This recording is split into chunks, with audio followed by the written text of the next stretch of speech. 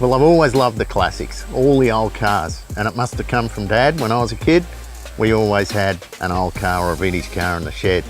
But nowadays, these old four-wheel drives, they really do it for me. Especially this one. It was born in 1982.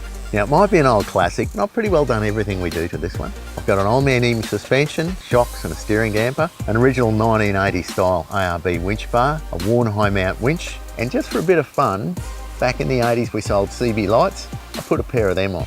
We've also got a GME radio, front and rear air lockers and an air compressor, and to top it off, an original ARB style sticker. I actually found this old girl in the backyard at ARB Caboolture. The manager there owned it. It was painted bright red, but I've had a 40 series since forever, learned how to drive in one. That trip around Australia, drove one on the cattle station all the time when I was a mechanic there. So there's always been a 40 in my life. After I've had this truck for probably 2 years, a few of us got together and decided to drive up the Brisbane River at Land Cruiser Park. It's nearly an impossible trip. Anyway, we did it, but we did a lot of damage. So that was the catalyst to rebuild it. But deep down, I was just looking for an excuse to make this thing just like it was when it was brand new. And that red paint, that was on the car to cover up the rust. It was filthy with rust, unbelievable. So I got a huge amount of satisfaction cutting out the rust, making panels, welding them in, grinding them flat and then panel beating them. For me, another great part of the rebuild was getting back to the original beige.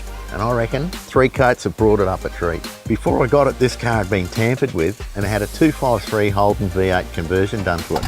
That was a really popular thing back in the day. Rebuilding the motor was great fun for me. Did that at home in the shed and it had everything done to it. And it's gorgeous. Being around so long, I've been just about everywhere. My favourite location would have to be Cape York. I love all of it. But the best part is the western coast between Aurukun and Kawanyama.